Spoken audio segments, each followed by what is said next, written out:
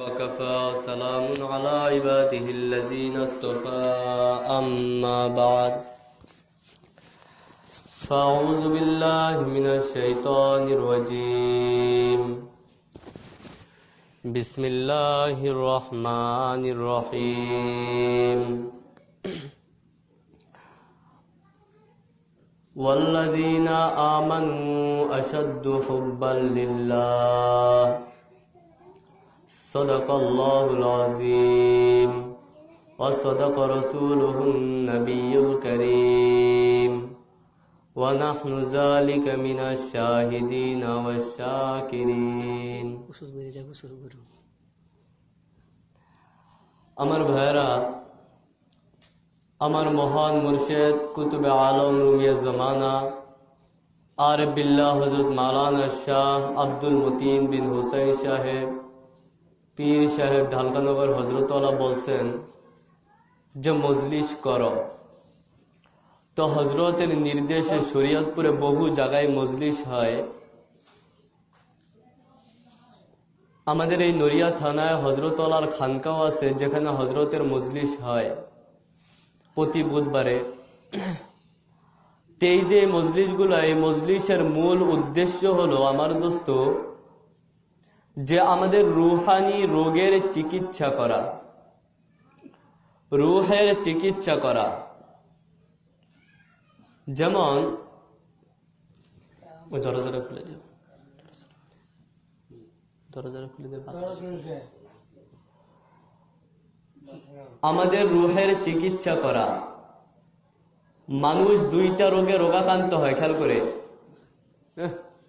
মানুষ দুইটা রোগে রোগাক্রান্ত হয়, একটা হচ্ছে জিসমানি রোগ আর আরেকটা হচ্ছে রুহানি রোগ। কয়টা রোগ? দুইটা। একটা জিসমানি রোগ আর আরেকটা হচ্ছে রুহানি রোগ।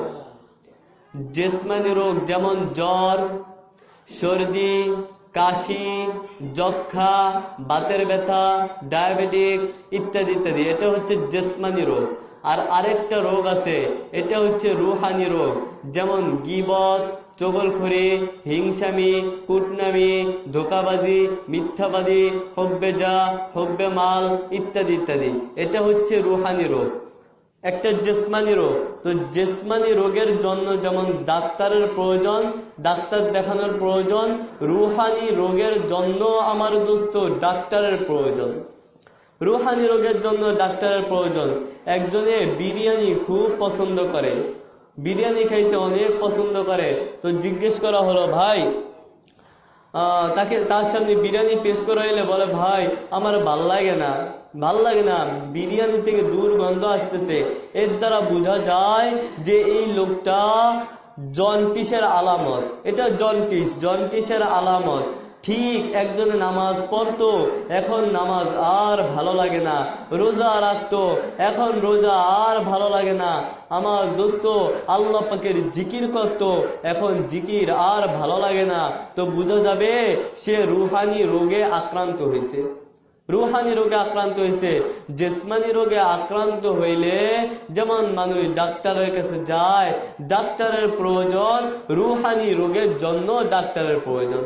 জিসমানি রোগের ডাক্তার এরা আমাকে আপনাকে ঔষধ দেন, এই ঔষধ সেবন করার পরে আশা করা যায় আমি আপনি ভালো হব। ঠিক তদ্রূপ রুহানি রোগের জন্য ডাক্তারের কাছে যাওয়া জরুরি। এই ডাক্তাররা কোরআন হাদিসের আলোকে আমাকে আপনাকে রুহের ঔষধ দিয়ে থাকেন, রুহের চিকিৎসা করে থাকেন।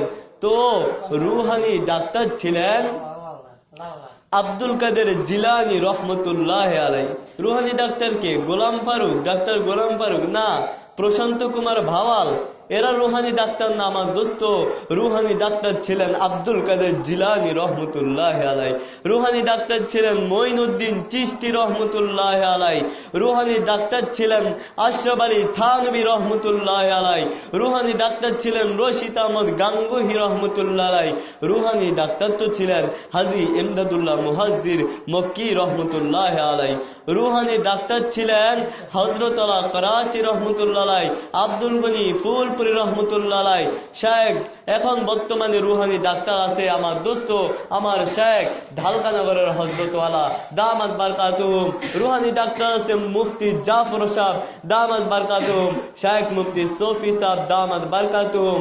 আমার দোস্ত রুহানি ডাক্তার আছেন হাটহাজারী হযরতওয়ালা আল্লামা আহমদ শফি সাহেব দামাত বারকাতুহুম, মুস্তাকিম নবী কাসিম হুজুর দামাত বারকাতুহুম। এরাও এখন আমার আপনার রুহের চিকিৎসা করে থাকেন কোরআন হাদিসের আলোকে। কোরআন হাদিসের আলোকে আজকে যে পুরো বিশ্বে একটা মহামারী দেখা দিছে, করোনা নামক ভাইরাস। এই করোনা নামক ভাইরাস থেকে বাঁচার জন্য মানুষ কত ব্যস্ত, কতটা পেরেশান। আমার দোস্ত কত সতর্ক থাকে এই করোনা নামক ভাইরাস থেকে বাঁচার জন্য। করোনা ভাইরাস থেকে বাঁচার জন্য বলে বাইরে যাইবা তো মাস্ক পরিধান করবা, অন্যথায় ভাইরাস। বাইরে যাবা মাস্ক পরিধান করবা, না হয় ভাইরাস। হাতে সাবান ব্যবহার করবা, না হয় ভাইরাস। জনসম্মুখে যাইবা না, না হয় ভাইরাস।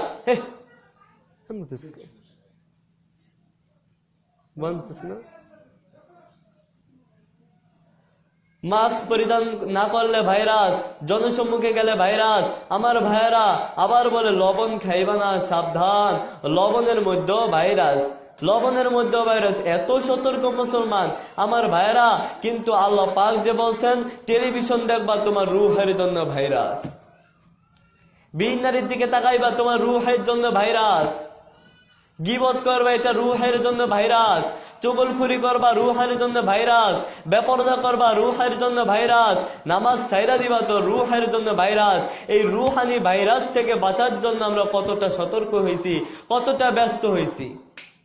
করোনা নামক ভাইরাস তো আমাকে আপনাকে কবর পর্যন্ত পৌঁছে দিবে, এর বেশি কিছু করতে পারবে না।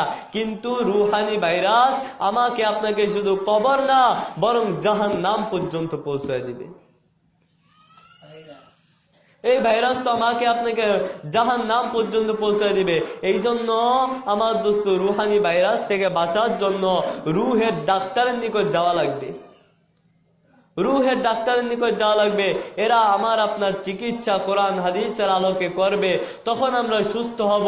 আর এই অসুস্থ নিয়ে যদি, রুহের অসুস্থতা নিয়ে যদি কবরে যাই, বন্ধু কবর কিন্তু অত ভালো জায়গা না, কবর অত ভালো জায়গা না।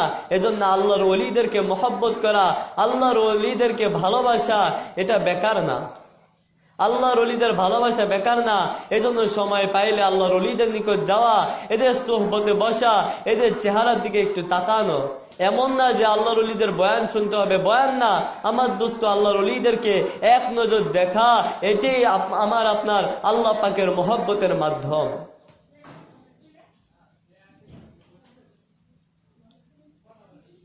এটাই আল্লাহ পাকের মহব্বতের মাধ্যম, আল্লাহর ওলিদেরকে এক নজরে দেখা।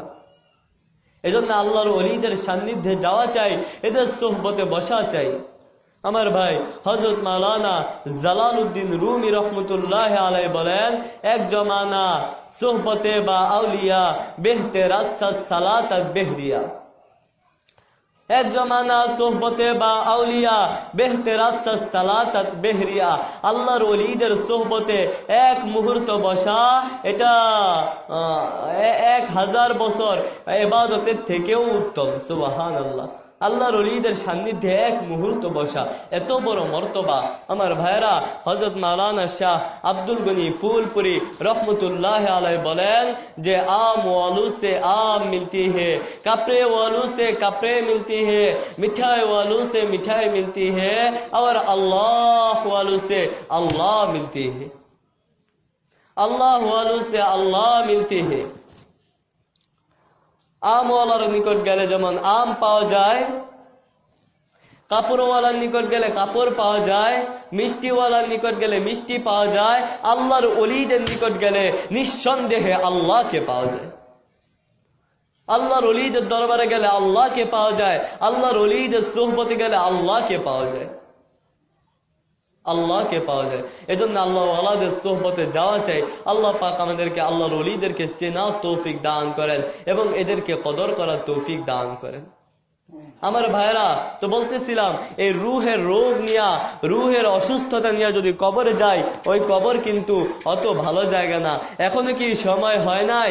এখনো কি ভয় করে না যে আল্লাহ আমি তো কবরে যাব, আল্লাহর সামনে দাঁড়াইতে হবে, প্রত্যেকটা হিসাব করায় কন্ডায় দিতে হবে? এখনো ভয় করে না? এখনো চিন্তা লাগে না? কি করতেছো তুমি আমার বন্ধু?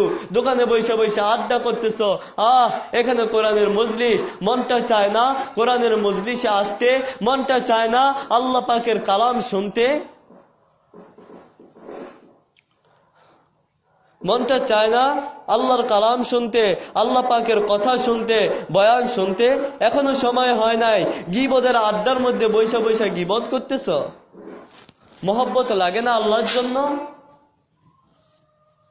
কই মহব্বত দোস্ত? আল্লাহর জন্য কি মনটা কাঁদে না? আল্লাহর জন্য কি মহব্বত লাগে না? এক বুজুর্গ তার গোলাম ছিল। বুজুর্গ তার গোলামকে বলতেছে, হে গোলাম, তোমার কি খাবার পছন্দ আমার কাছে বলো, আমি তোমাকে খুব মহব্বত করি, আজকে তোমার পছন্দের খাবার তোমাকে খাওয়াবো। তোমার পছন্দের খাবার আজকে তোমাকে খাওয়াবো। গোলাম বলতেছে, হে মুনিব, গোলামের কোনো পছন্দের খাবার হয় না। মুনিব ভালোবাসা গোলামকে যা খাইতে দেয়, এটাই হচ্ছে গোলামের খাবার, এটাই হচ্ছে গোলামের পছন্দের খাবার। এইবার বুজুর্গ কিছু সময় পর আবার বললেন, হে গোলাম, তোমার কি পোশাক পছন্দ আমার কাছে বলো, আজকে তোমার পছন্দের পোশাক আমি তোমাকে পরাবো, তোমার পছন্দের পোশাক পরাবো।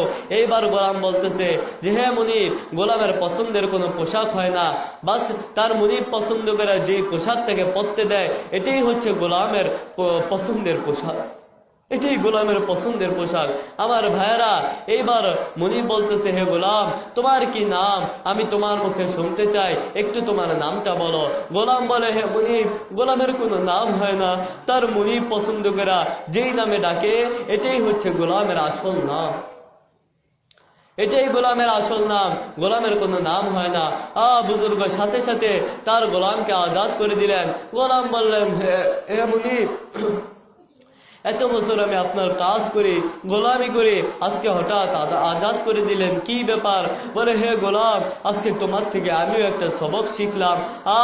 গোলামের পছন্দের মতো কিছুই হয় না, তার মালিক তাকে যেইভাবে রাখে এটাই হচ্ছে গোলামের পছন্দ, তার মনিব তাকে যেখানে রাখে, যে হালতে রাখে, এটাই গোলামের পছন্দের হালত।